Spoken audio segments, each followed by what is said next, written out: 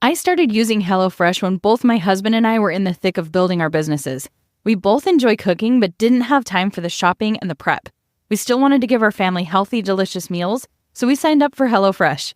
Every recipe was a smash hit with not only us, but all 3 of our kids.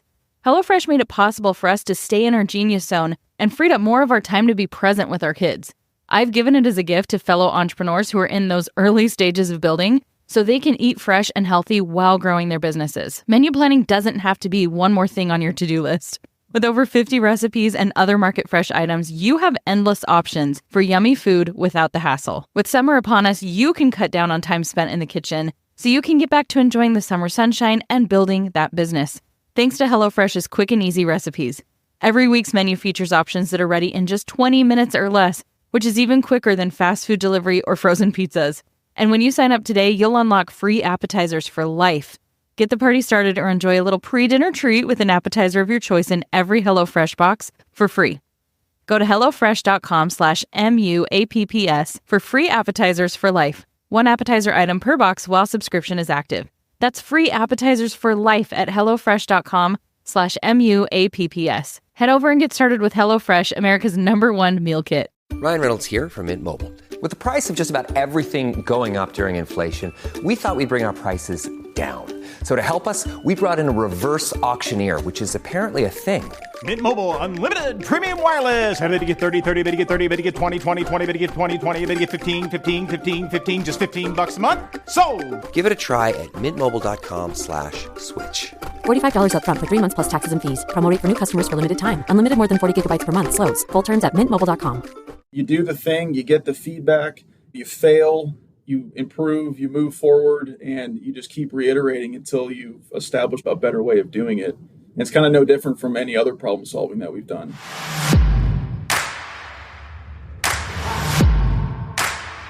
Hey, what is up, my friends? Welcome to the Millionaire University podcast. I'm your host, Brian Guerin, with you today, and I'm thrilled to introduce my guest. His name is Alex Forbes. He owns Lane 17 Cabinet Company out of Cleveland, Ohio.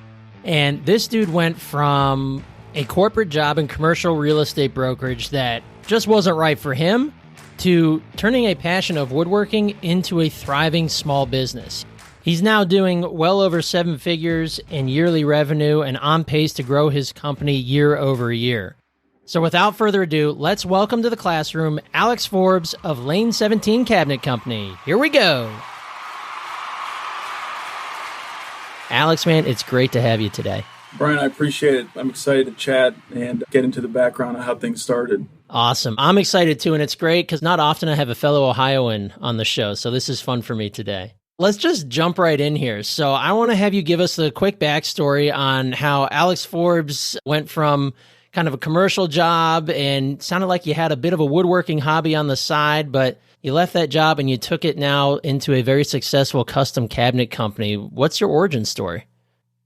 So sticking with the Ohio theme, I went to Ohio State, graduated 2015, and went to business school, but didn't really know what direction I wanted to go. Found a job, JLL, getting into commercial real estate brokerage. The first year is a grind. I was a baby-faced 22, 23-year-old kid trying to negotiate 6-figure leasing and 7-figure sale of office and industrial buildings. And after about a year of 100 cold calls a week consistently and basically 100 no's a week, I was just fed up with it. I love sales, but it was just not the type of sales that I felt like I was adding value to people. And so I get into that. The whole time and throughout college, I'm doing woodworking as a hobby. So I started by I think a lot of people start, just get whatever material you can get. I used to take pallets from behind buildings and just warehouses, whatever I could get my hands on, and just made coffee tables, side tables, whatever it was personally. And then naturally people see that stuff. They say, hey, can you make me something? And it progresses from there. And that was the origins. That was about 8 years ago that kind of started playing out. All right. So then how did you get into turning that into a full-time business? It sounded like commercial real estate brokerage maybe wasn't that fun. What was that evolution from corporate job to I've got this hobby, maybe this is something I can turn into an actual business? So for me, I'm very much a dive in head first kind of guy. So I think the last 30 days or so of working in my real estate brokerage job, I was pretty much just researching how do I start a business, what, specifically with woodworking, what tools do I need, all that kind of stuff. The drive for me to get into woodworking was a product of being so miserable. I also think it was just a dose of reality. It was a dose of the real world hitting me for the first time out of school. But being stubborn and not accepting that, I just there's got to be a better way that I can spend my time. And I very quickly started valuing my happiness and passion for what I'm doing for a living. I think I was so deep into just being unhappy at that job that I wanted to go clear to the other end of the spectrum, which was, what do I spend my time doing for fun, which was just tinkering with stuff in the shop, making stuff, figuring out how thing works. And I just jumped in head first. There was no business plan. It all started I was still living at home at the time. So my mom had a detached 1-car garage. There was nothing in there. It was unfinished. There was no drywall or anything, no power. New concrete floor slab. We insulated it, drywall, electrical, the whole thing. Got the tools, and I started making cutting boards, believe it or not, for probably the first 4 or 5 months of the business. It was started the business in September, October. I think by February, and through that holiday season, I was able to just snake by with friends and family type sales, but learned a lot about the craft and how to just connect it with, well, how do I make money doing this? And it started progressing from there. Okay, so you got into cutting boards. So you said you did that for the first 4 or 5 months. What came after? Was that then into furniture? And then how did you eventually land on custom cabinets? Yeah, so the progression over the first year was quickly realize cutting boards does not pay the bills, which the plan was always, I got to start somewhere. How do I want to meet people, connect, form a network, make a name for myself. That's where I started getting on social media and just started creating things and just making it known this is what I'm doing. That naturally led to getting into furniture. I think we did another 3 years of that, which went from, I think in that shop, I could only ever do one small little table at a time. Again, another jump in, dive in head first scenario. After 6 months, I went from a 1-car garage to signing a lease in a 5,000 square foot building, not because the business could justify it. It was just I need to get out of this garage. I strategically leased that space in downtown Cleveland where we operate. And there's a maker community, designers, all the bars and restaurants and stuff are down there. I'm I don't really know what's going to happen. I'm just going to sign this 3-year lease on a 5,000 square foot building, which 10x my overhead like that. Wow. But I just committed to that. And I look back over the years of how this business has evolved. It's always been, the growth always happens when I essentially commit or force myself into a corner. And the way that my brain works and just what motivates me is I need that pressure. So there's no option but to succeed and move forward. And so without ever making more than, I think at that point, the business maybe had only done 10 or 15 grand in revenue. And luckily I found a guy who could lease some of the space with me. I leased out or rented out time on all the equipment to subsidize the fact that I didn't have a ton of sales yet. So that was a way to offset it. And did about 4 years of furniture, which we went from making a little side table for people. Although I think the last few projects we had 4 years later were $120,000 commercial furniture packages for offices. We did a lot of bars and restaurants. So if you walk into a brewery or a bar, there might be 30, 40 tables. There might be a 30 feet of bar top. That's all made by people like us. And a lot of the custom elements. Going from that, I quickly realized that while the sales could be there was demand. It's not the most demanded thing. It's definitely a very niche product. And you certainly have to charge a premium for it. But there are people who value that. The shift from the first few years was learning the craft, learning the trade. How do I make this stuff good quality, make a name for myself to, okay, now we need to start hiring a couple people. And when that time came, we quickly realized I partnered up Jason, my current business partner, similar mindset, similar background as me. We're just going to figure it out. We can kind of do anything. The second we started having to hire people, it was a totally different dynamic. And either the skill wasn't there, the experience was lacking compared to ours. And all of a sudden we had to shift from we can pull 80 to 100-hour weeks if needed just to get this thing running, to now we had to manage people and motivate other people to do that. And the furniture business model, with just the attention to detail with every single tiny thing you're doing, didn't really scale very well. And we kind of learned that the hard way. We muscled through a lot of projects, but we came to the conclusion 4 years ago that we have to pivot what we're doing. And that's kind of what led to Cabinetry. And if you read that newsletter, which I think that's where you found me, is I had this aha moment one day that I was just getting pushback on selling like a $3,000 dining room table in somebody's house. Ironically, it may have been in Lakewood. And Yep, my former stomping ground. yeah, right. So I had looked behind me and I'm like, these guys have 30 grand worth of custom cabinetry in their kitchen they just did. And this client's dogging me on the $3,000 table. I think we're talking to the right people. And most of the times it was through interior designers, through builders. I'm like, I feel like I have the right contact list in my phone, but I'm selling them the wrong product. And with furniture, there's Restoration Hardware, there's Our House, there's all these national brands that, frankly, make good enough quality stuff. You can buy it online, and they're a premium. And we can't really sell it for much more than they are because they've cornered the market and what price threshold that it'll bear. So we totally switched to cabinetry. There was maybe a 6-month overlap of how do we phase this out with projects we have. We had to get new equipment, new people. Like, there was a crazy steep learning curve that we can get into if you wanted to get down to the nitty gritty. So let me backtrack it just for a second here, because that's kind of a crazy aha moment. You're literally in a home with somebody who's spending a lot on this custom table that you're building. They're dogging you on price. Probably we've all had. I run a marketing agency, so we've had trouble in the past with people where it's questions around every corner and they're not listening to you, stuff like that, right? I understand that part of it, but now you're sitting there looking at it, and do you just look over at their kitchen like, those are brand new cabinets? They had to have dropped 20 or 30K on that, and they're made of wood.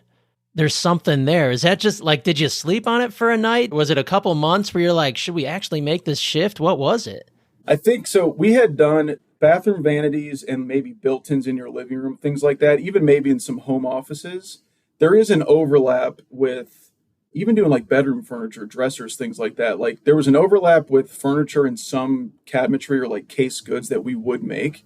So we got a little bit of a taste of it, but the way we were making cabinetry back then in like a furniture sense is totally different how we do it now. But I realized that as I just gained more experience and exposure to the dynamics of basically what leads to somebody wanting a custom table. Typically they're updating something in their house. Sometimes it's just the furniture, but in most cases, they've completely remodeled their house and the furniture is kind of the icing on the cake. Let's just get a nice new table in our brand new kitchen or dining room. So I started coming in on the tail end of all these projects, seeing like they must have dumped $100, $200, sometimes $300,000+ on this remodel. And here I am like trying to scrape by, just getting a couple grand worth of furniture. And so with our exposure to doing a handful of vanities and things of that nature, we didn't drop it like next day. It was a couple month transition, but you think things are made out of wood. It's like we should have, had all the knowledge, expertise, and tools to do it. It's not the case. Cabinetry is full-blown manufacturing, engineering, there's production. I'd actually say the typical stereotype of a guy with a chisel or a hand plane working woodworking in a shop, that is not what we do at all. So there was a huge learning curve really around manufacturing and engineering cabinetry, CNC equipment, all that stuff that probably took, that aha moment was probably around this time of the year, around summer. It probably took us the next 12 months to really figure out how to get comfortable with it, but figure out all the nuance that was related to doing cabinetry, because there's so many more variables compared to furniture, which is just, a single standalone piece.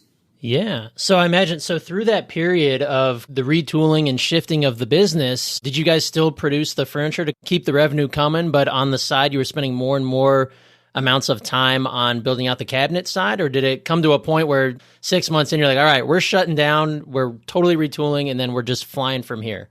We were really fortunate. It's kind of weird to say, but right at COVID was very good to us. And I think in early 2020, even end of 2019, holiday season was always busy, December time. Everybody wants their tables and stuff before the end of the year. That's when I had that aha moment that led into COVID. Everything, the world stopped for those couple of months. And then all of a sudden, everybody mind you, most of our furniture business was commercial. So it was offices and restaurants that got shut down for a long time. So those sales like dried up almost immediately. But ironically, we had already been considering, like from December to probably March or April, we were kind of considering this cabinetry route.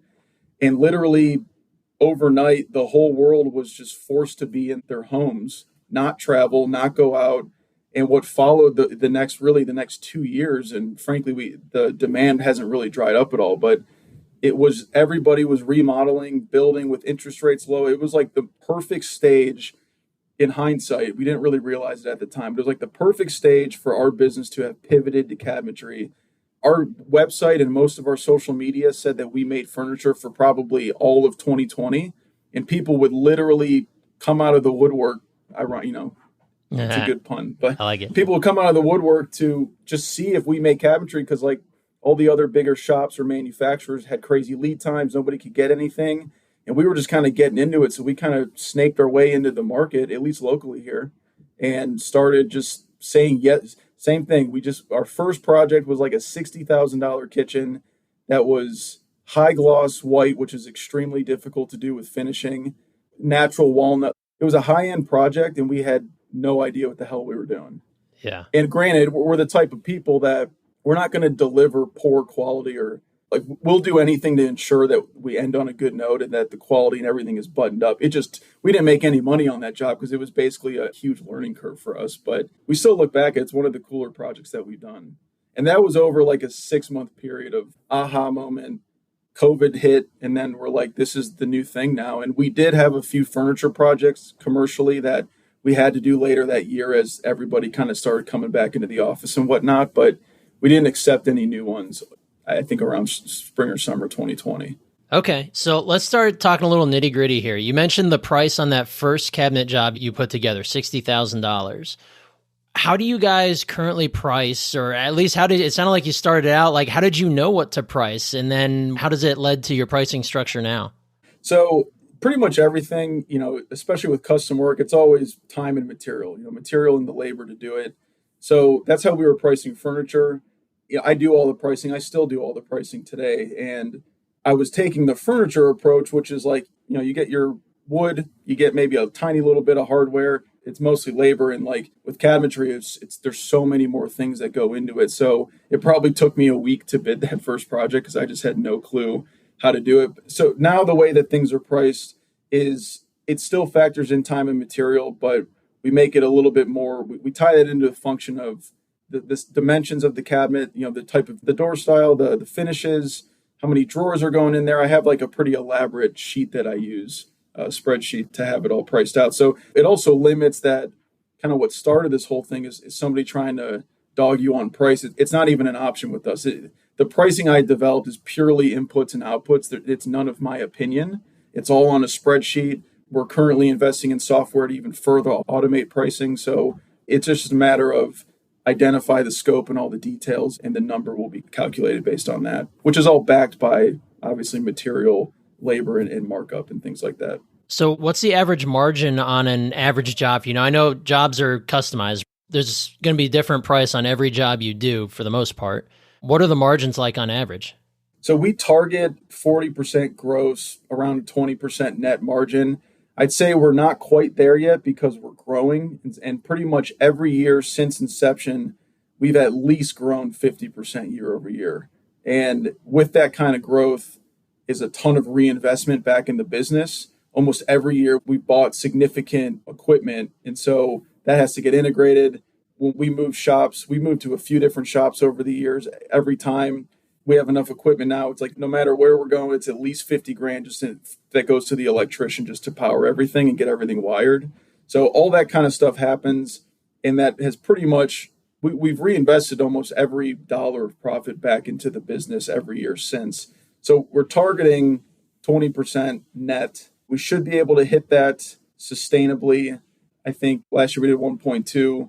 We were targeting 2. We've gotten a little hung up with just natural growing pains, hiring new people and things. I think we'd like to end somewhere like 1.75, which is still, 500. It's almost a 50% year over year. And that's awesome. I think once you get over 30, 40% growth year over year, we find that things really just start breaking.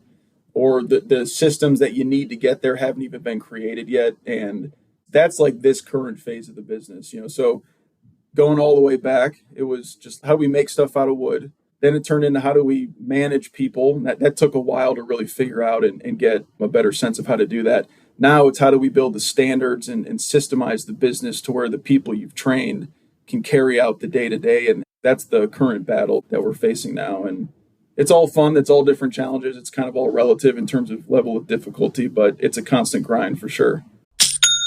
You know that's the sound of another sale on your online Shopify store. But did you know Shopify powers selling in person too? With Shopify, you get a powerhouse selling partner that effortlessly unites your in-person and online sales into one source of truth. Track every sale across your business in one place and know exactly what's in stock. Get hardware that fits your business. Take payments by smartphone. Transform your tablet into a point-of-sale system, or use Shopify's POS Go mobile device for a battle-tested solution. Plus, Shopify's award-winning help is there to support your success every step of the way. Take customers from picking it out to picking it up. Shopify syncs in-store inventory with Google, so when local customers search for that thing they want that you have, bam, you're there. Demand meets supply. Sign up for a $1 per month trial period at shopify.com/MU, all lowercase. Go to shopify.com/MU to take your retail business to the next level today. Shopify.com/MU.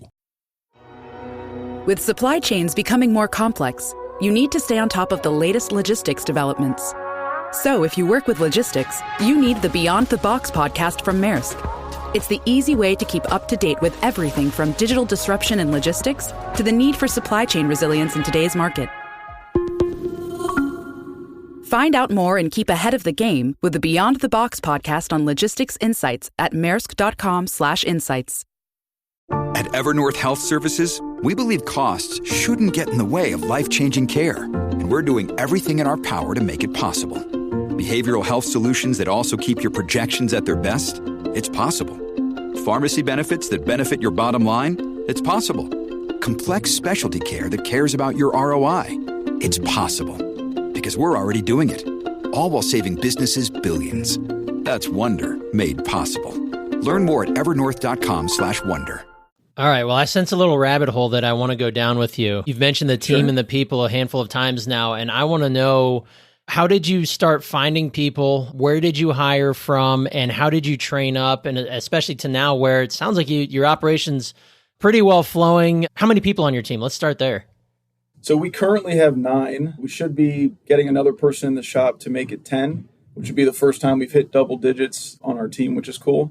We found that when we organically connect with people, whether that be over social media, Instagram DMs, Twitter, whatever it may be, a referral from somebody, those typically are the better people that work out. And we've tried to recruit by generic methods, Indeed, all those things. And that has always been the source of turnover for us. And I think that's a lot of it is talking about systems. We need to have a better recruiting and weeding out process that we don't quite have yet, because my business partner and I we're spread pretty thin, and it's like we never give it enough attention that we really need to weed somebody out and or train them up once they're in.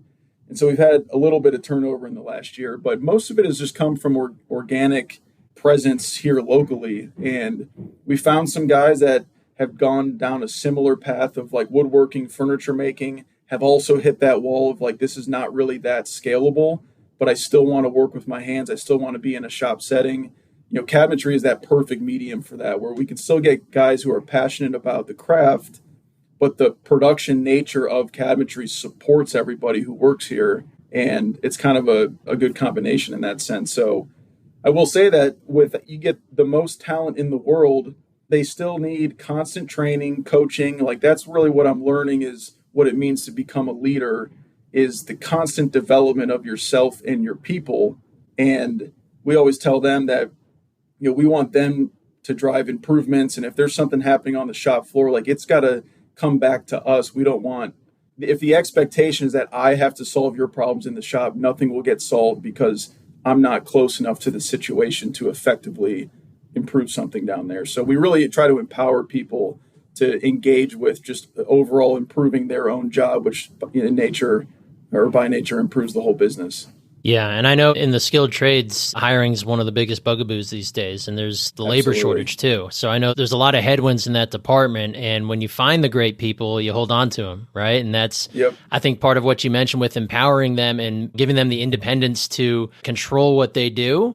That's a win for you because now you don't have to be quite as involved. You don't have to, like you said, solve their problems, but you have folks who are acting independently to further the business, which is a win-win for everybody. Yeah, definitely. Let's talk about, these are craftsmen. They're woodworkers by trade, or you mentioned a lot of the machinery that you use and that you have in your facility.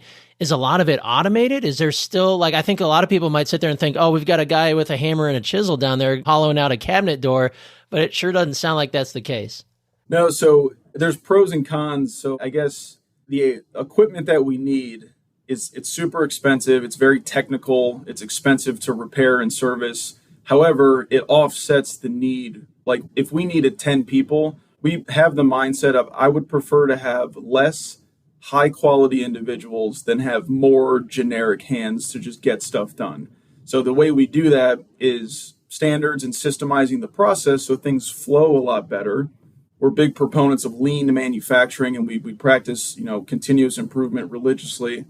But at some point, you need people or equipment to do the work. So the equipment is, we want to invest in high quality equipment to offset all the mundane tasks and do as much of the heavy lifting as possible. Because at the end of the day, even a modest kitchen might still have 400 or 500 parts that need to get moved through the system. Wow. There might be 50 to 75 doors or finished ends that need to go through the paint department. And there's just a lot to keep track of. And the more that we can have equipment doing the cutting, the drilling, the sanding, whatever it may be, the better. So the people we do have it kind of unlocks their potential in their brain of problem solving and not just worrying about how do I just get 500 parts through the system. It's a lot easier to feed equipment and then focus on more critical tasks than it is to just hire general people just to sand all day. That doesn't work. Okay. Maybe 20 plus years ago, I just think the labor market's different. Our generation, you're raised differently. You don't just go get into the trades, and a lot of people don't have access or exposure to that as they're growing up anymimore. Right. That's the big thing these days. A lot of schools removed trades classes, and which I think is crazy, first of all. But and that's something where, at Millionaire University, we want to make sure that there's all forms of alternative education available. So, okay, so you got your skilled tradesmen, everybody's working, putting this together. I want to talk a little bit about how, the business side of it. How do you get new clients? What are your methods of marketing? How do you guys sell? What does that look like for you? So this kind of goes back, and it was a bit of a hunch going into this whole thing, but going back to when I was a commercial real estate broker, I mentioned, I love sales. I love doing this. I love meeting people. I love talking, connecting. That's what gives me energy. In the brokerage world or many other industries, you're kind of viewed as just a commodity. Like if you were to go sell your house today, you only call a realtor because the market kind of says you need a realtor to do that transaction, even though you could do it on the side. It's kind of a pain to do. The same thing in commercial world. You're just a commodity. Nobody wants to talk to you until they do need you. And with cabinetry and woodworking in general, just the things you're creating is like you're genuinely adding value to people, and in this case, the value of their homes too. I think why you can justify spending $50,000 on cabinets in your house is because it typically increases the value of your home to some extent, around the same value. So all of a sudden, we were selling and making these things that people wanted. We're not just some run-of-the-mill shop. We do higher-end custom projects. So, a lot of what's on TV, social media, Pinterest, you name it. Not many people know where to go to get that stuff. And because most of it's been created by some maybe 1 or 2 man shop in whatever area those shows are in. And we're somebody who can provide that. So all of a sudden we went to selling something that was truly desired. And with that has come zero paid advertising. It has all been natural, organic reach on social media, specifically Instagram. We have Pinterest going and all that stuff. And then when I want to go more targeted on trade business, so interior designers or builders, because that's an opportunity for repeat business, I'll just DM people. Like I don't even cold call. Nobody answers the phone, or you can't get to the person you want to talk to. I've had tremendous success just messaging the companies that I want to do business with. And most of them are also just 1 or 2 man show or woman interior design firms or a local builder, and it's very easy to get access. And the second they know what you're doing, the value you can provide to their process and their clients, it's kind of just comes down to, is it in the budget to work together? And most of the times it is, not all the time. But so it's been a very organic. And now at this point, we've been doing this 4 or 5 years with Cabinetry. Word of mouth is starting to kind of gain traction and do its thing. So this raises a question I hadn't thought of. Do you sell more B2C or B2B? Like you said, designers and home companies. Do you sell more to them, or are you selling still directly more so towards the consumer? For a while, we went more heavy on the B2B, trade professional business route. Until recently, our people had to bring a design to us, whether they worked with a designer or maybe their architect or something. We found that there was always gaps in that process because those people drawing the cabinet layout weren't the ones making it. So they just have limited knowledge to all the nuances that go into executing the project. So we've since hired a designer, actually just as a couple of weeks ago. We hired a designer, so now we can go a little bit heavier B2C, because a homeowner doesn't want to come to a custom cabinet shop and then also have to go elsewhere to get a design done. It's just too much friction. So we've brought a designer in-house, so now we can, you say, hey, here's my space, I need cabinets. We can take you through the process. You sign off, we engineer it, we manufacture it, we deliver it, we install it if we're local, if the project's local. And that's going to open up a lot of doors to B2C, where we're probably 75, 80% trade professional business right now. And we like to make that a little bit more of an even balance. So do you find that, because I'm putting myself in the shoes of a homeowner like I am, where let's say if I want new cabinets, there's a good chance, like in my mind, I need a whole new kitchen renovation. Is that the case? Or are there a lot of people who are like, I'm fine with everything else in my kitchen, I just need new cabinets? Most times there's a general contractor's involved. So we don't do any sort of demo. We don't rip old cabinets out. We don't even reface new cabinet or old cabinets, meaning we won't just like make new doors for your current cabinets. Everything is new from us.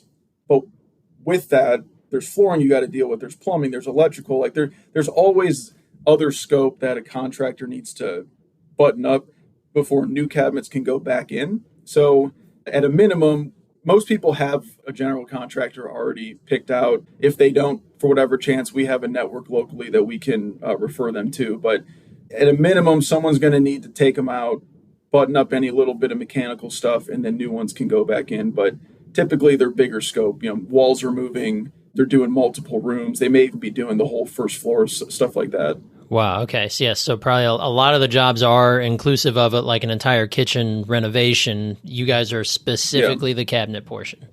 Yep. Correct. Okay. Gotcha. And you said, so back to the marketing part, as a marketer, I'm always interested in that. You said absolutely no paid ads, all word of mouth, all organic. So kudos to you. That's awesome.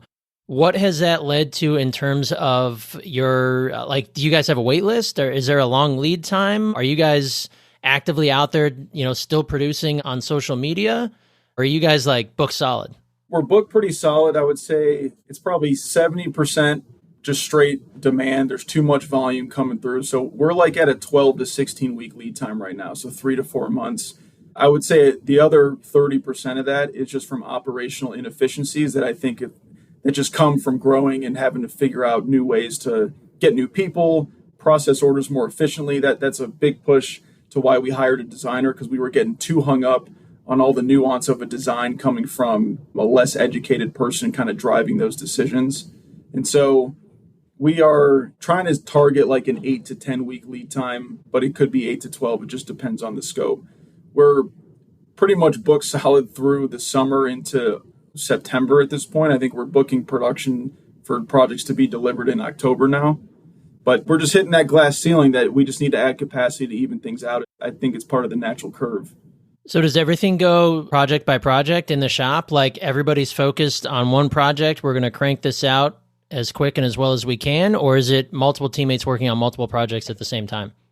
So we have multiple going on at once. It does depend on the scope, because we may do a smaller $15,000 to $20,000 cabinet package. We go up, we're doing a whole house in San Francisco, that's a $100,000 cabinet package. And so we do work outside of the area, and we have some good shipping partners to make that happen. But the way we look at it is we kind of schedule these like rolling 2-week production runs. And so we pretty much put in as close as we can to like a fixed amount of production volume or revenue into a 2-week run.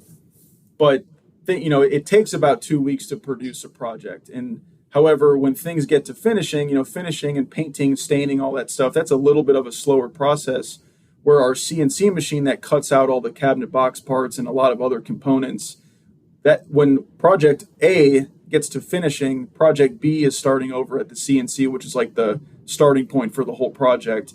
And then once something gets over into assembly, we kind of have like 3 projects going through the system at once at any given time. It's not always perfect because there is a pretty large variety, but that's roughly what we're targeting. Okay. So, and you said you're a self-professed lover of sales. Does that mean that how much of your time is spent actually selling and estimating and following up on leads? Like, are you going in-home and meeting with prospects and seeing what they're dealing with and, kind of starting an idea with them? Yeah, the way we operate is I'll kind of take all initial inquiries that either come through the website, social media platforms, whatever it may be, phone calls, and I'll get all the initial intake information. I'm really big on managing expectations from day one. So I'll try to get some basic information that doesn't take too much time for the potential client to relay over to me. And I have a rough pricing model that I use that's pretty much based on linear footage of cabinetry that would go in the space. I try to get them a rough ballpark on price and lead time before we ever really talk about anything else, so they can at least make an informed decision. If they're good with that, the way we're going to be moving forward is we just take a design deposit to basically connect you with our designer, hash out all the details of your project, and it kind of flows in that way. And during that process, I'm pretty heavy on the intake information and ultimate generating, estimates or pricing for people. So I'd say that's still the bulk of my time right now. Part of building out a software platform that has our whole catalog and pricing in, future designers that work for us would be able to design and price things for clients, and they could just have one point of contact for that information. Okay, so a typical day of yours, let's run through that real quick. Does that include multiple trips out to prospects, plus dealing with people, plus dealing with the back end? What does that look like for you? Yeah, so I am entirely spread out too thin and have been for a while. And so, in addition to the day-to-day of all the intake information, talking with clients, prospective clients, potential new trade relationships, builders, designers, people like that, I'm also estimating projects. I'm managing the whole team in the office. My business partner manages the guys in the shop a lot more closely. And then just all the admin stuff that comes with running a small business. I'm doing payroll, bookkeeping. I'm the one still posting on social media. I'm fine with all that, but I'm getting to a point where I will have to pick and choose. And I'm trying to focus on what are the things that really give me energy and what are the things that I can delegate. And that's kind of this next chapter of, I think, entrepreneurship or small business owner that I think everybody goes through. It's just, you have to figure out how it makes sense for you and your business at that time. Yeah, it's the never-ending upward battle. Like, you're always moving, always moving forward, always working your way up. But it's kind of like a new level, new devil. Yep, for sure. I like that. Yeah, new level, new devil. That's one of my favorites because it seems, especially in small business, as a small business owner myself, it's the same thing. It's like, all right, this is a new thing and I haven't dealt with this yet, or I saw this one coming and now it's time to deal with it. And now I got to figure it out, right? Yep. So it never ends, but it keeps you moving, right? Yep, for sure. Yeah. So you mentioned some of the technology tools a little bit. Let's talk about that for a minute. What type of tech do you guys use? Do you have specific softwares that you use for design? What do those look like for you guys? Yeah, so I guess the more basic stack in the office for managing projects is we're using Pipedrive. We've used Asana and ClickUp and these things, but we use Pipedrive for our CRM. That now has a new projects module to it. So all projects kind of get put in Pipedrive to track the whole flow of the whole deal. And then we use Slack for internal communication. We just recently implemented Harvest for time tracking. That's with more people. I didn't realize by not having insight to where all the labor is going, it's like we could not make informed decisions. We were very limited. And so everybody's now tracking time on what they're doing. In terms of making the cabinetry, we use a program called Microvellum, which is, they describe it as a cabinetry toolbox that's like built on top of AutoCAD. And so it's a 3-dimensional, it's legitimate engineering software. It's very complicated. My business partner, Jason, is tasked with running that, building it out, improving it. We've been using it for 5 years now, and we're just really getting it to be more streamlined for us. It's a pretty intense program. But it programs all of our equipment. It generates all the cut lists, the reports, the labels, like everything. The entire project that gets sent to the shop is totally automated out of that program, but engineers just have to build the whole thing out for each project. Wow. So is your partner, Jason, is he an engineer by trade, or is this like, this is the tech we bring in, we just got to learn it? Yeah. So we had one of the biggest things that pushed us into cabinetry and like totally dropped furniture was like later in 2020, I think I was bidding on it maybe May or June, was like $100,000 bathroom vanity order for an apartment that was getting built. And we needed some sort of software because you need to be able to program the CNC machine and all that stuff. And we were selecting between a few different ones. We got a cheaper one. The software like could not design this style vanity that we had to make. It was relatively basic, but it had furniture style legs, a lower like slatted shelf, that kind of thing. And so Microvellum is like, it's pretty much the cream of the crop software. It was like a $30,000 software to get. And we bought it. And then Jason just like, to answer your question, he has no engineering background. We just said, again, backs against the wall. We had this $100,000 vanity order. We have no way to make it or like even design it. We're going to get this software. We're going to get the training. We're going to figure out how to do it. And then we just committed to that software ever since. But you can do anything with it. You just have to build it out. Get the order and figure it out, right? Pretty much. That's how we operate. Yeah, that's awesome.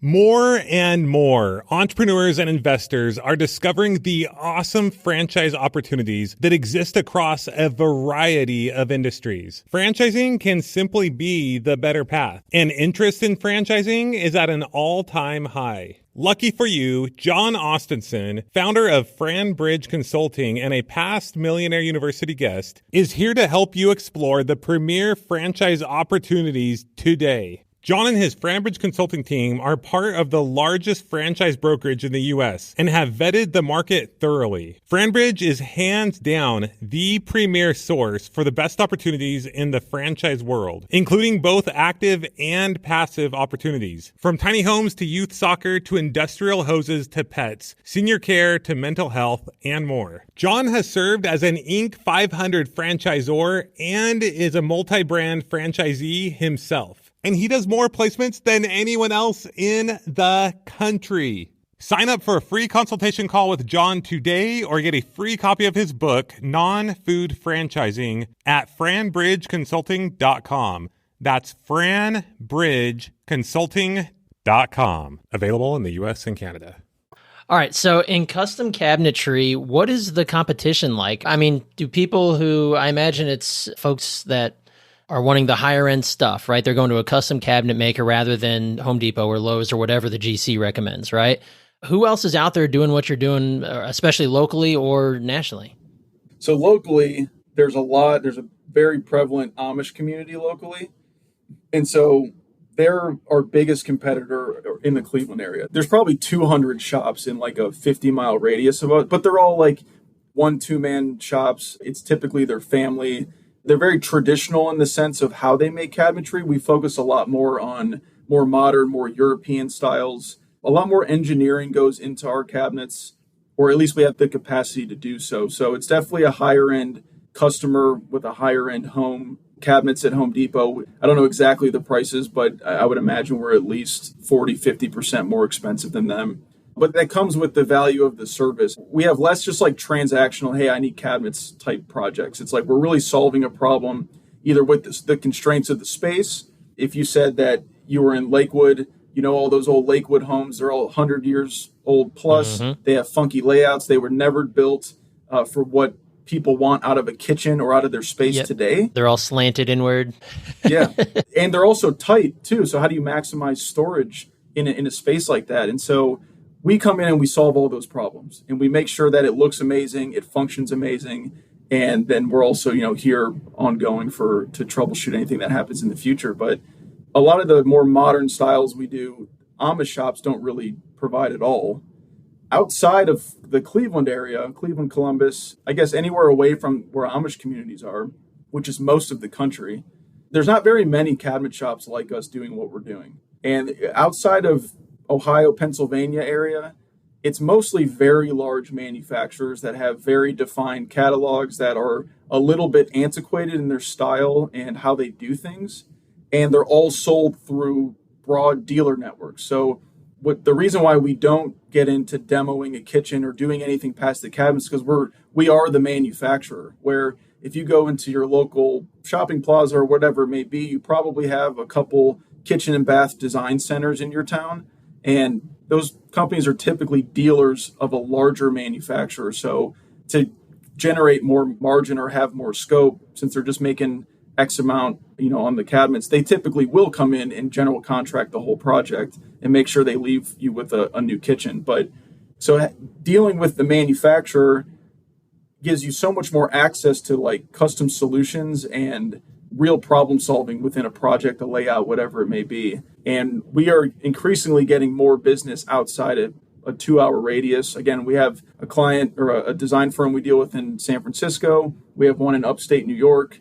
We're doing increasingly more out of state, which has been great. It poses challenges with shipping and all that, but we have figured out a good system to get cabinets from A to B.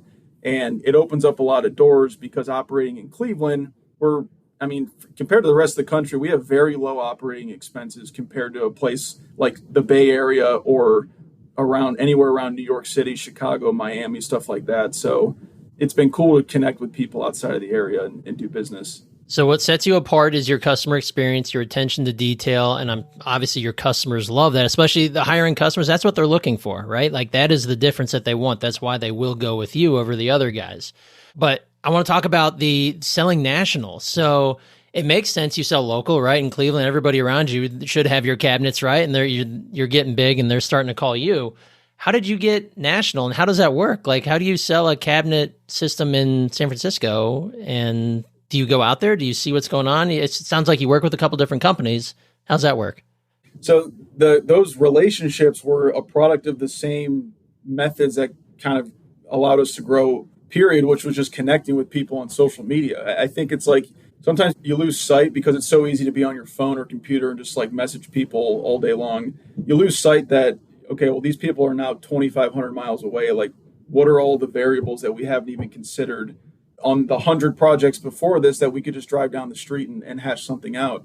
So again, it was connecting with people. It just, you solve one problem after the next. We say, all right, we know how to make the cabinets. We can get them engineered, the shop drawings, that whole thing. But now how do we deal with field measurements from a distance? How do we deal with getting stuff delivered from a distance when it's not our installers anymore? So what kind of support are we going to need to offer when an installer who's never seen our cabinets goes to put this whole kitchen together and there's 100 different wrapped boxes and parts that they got to sort through? So luckily, we're a small business. I'm totally transparent with people that we're growing, that, hey, we've never done this, but we're confident we can do it. This is why X, Y, and Z. And so we've had a couple lessons we've learned from shipping across the country that we've solved now. And you just you do the thing, you get the feedback, you fail, you improve, you move forward, and you just keep reiterating until you've established a better way of doing it. And it's kind of no different from any other problem solving that we've done. Yeah. And surely this means you can charge an even more premium because there's a higher cost to just getting the stuff there. Yeah, well, what's nice is like we've needed to raise our prices as we just learned how to do this stuff and as we've grown. And the Cleveland market, I call it like Cleveland's like a tier 2, maybe arguably a tier 3 city, more of a blue collar town, old money. There's definitely a ceiling of what people are willing to spend here, even on cabinetry. But if we say a kitchen's $50,000, we might get some pushback here. In San Francisco, they're like, when can I send you the money? Yeah. And why aren't you charging me more? Right. And it's because we're operating out of just like a more modest city. And we don't just like arbitrarily mark cabinets up because we think we can. We price it how we need to have a sustainable margin. And we go find the markets that is actually viewed as affordable in, because the cost of living is 10 times in the Bay Area as Cleveland. And even with a full truck to send this project that we're doing, is $13,000 to send this full house on a full truck across the country. And even with that shipping cost, we are still more affordable than their local options in Northern California. Wow. That's amazing. So it becomes it's kind of a no-brainer for them at that point. There's almost like no risk to the situation for them. It's amazing because you're making your margin. They're getting what they feel is an incredible price because they're buying from out of state, and they're getting their awesome cabinetry made from an awesome cabinetry company. Yeah. It's perfect. Win-win. So we try to find those people and connect with them and just have things play out that way. Do you see that part of the business blowing up in the next few years? I think so. I think that'll be our main focus. We'll always have a local presence. We're talking to our previously subcontracted installer about bringing him on to our team full time. So we just have a really solid foundation locally. But I think the future of the company really growing is going to be everywhere but Cleveland. I love it. All right, well, we're bumping up against time here. I've got a couple of final questions here. First one is, what's the story behind the name of your company, Lane 17? So Lane 17 is a real place. So the entire origins of my woodworking interest and hobby, as you mentioned earlier, we didn't have shop class in high school. So up in Maine, about an hour and a half north of Portland, Maine, on a lake, my family has had cabins up there since the 60s. There's been multiple generations that have owned them. And we go up there every summer. I've been up there. I literally think since the year I was born, I've gone up there. And I went to a summer camp up there as well. That was like the whole summer, again, in the mountains on the lake. It's the best thing. And so there was a wood shop class there. My uncles that have the cabins up there also have a small wood shop overlooking the lake. It's a great setting. And that's just where I got introduced to working with wood and just tinkering with things. And my dad also passed away from cancer when I was young, when I was 10 years old.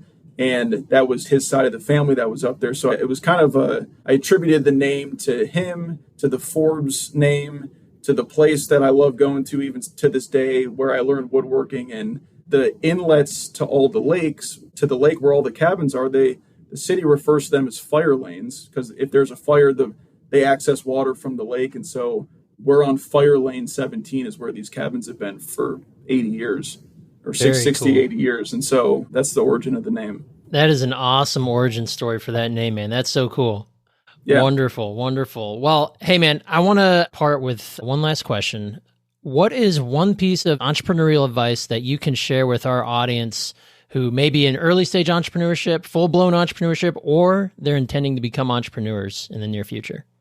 I would say I would lean on, although it hasn't been easy, and I don't think it ever would be easy no matter what route you go, is don't be afraid to just try things and be confident in your ability to problem solve your way out of anything. And going back to cutting boards, I probably have 40 hours of YouTube videos just learning how to make cutting boards. And I've applied that approach to everything. I commit, I research, I connect with people, I talk to people, and I just figure out how to do it. And I think that's all comes down to just taking action. And you don't need all the answers. You don't need the perfect business model, the perfect situation to do anything. I would really encourage people just to go for it. Be wise. Don't be reckless in your decision making, but go for it and trust your ability to figure it out as you go to get to where you're going.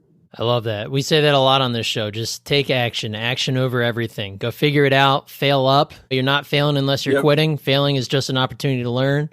I love that. I call that failing forward. Failing forward. That's right. That's perfect. Yep.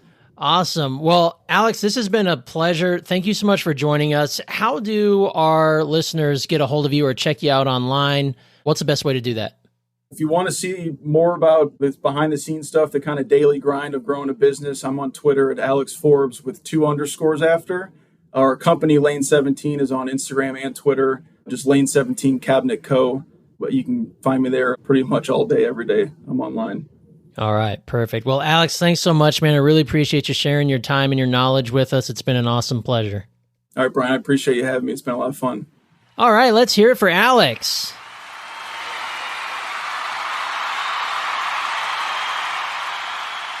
What a cool story, going from a corporate job that just wasn't right for him to turning his hobby and his passion into a 7-figure business, doing great work for awesome customers, not just in his local area, but across the country. I loved Alex's little piece of parting advice, and it's a piece of advice we get fairly often on our show, and that is that taking action is the key to learning and growing and continually improving your business. Action over everything. And Alex has certainly put that rhetoric to use in his business, and as we learned, he's grown 50% year over year. and just absolutely crushing it. So that's all we have for you today, folks. Thank you so much for joining me on another episode of the Millionaire University podcast. And thank you to Alex for joining us and sharing his knowledge and great story and how he's grown his business. Guys, if you haven't already, make sure you check out millionaireuniversity.com/training and pick up your free business course today. If you have not yet dove into the world of entrepreneurship, we are here to encourage you to do so, and we want to be with you every step of the way. So check out that free business course, and you'll be on your way in no time. Thank you all again, and we will see you on the next episode of the Millionaire University podcast.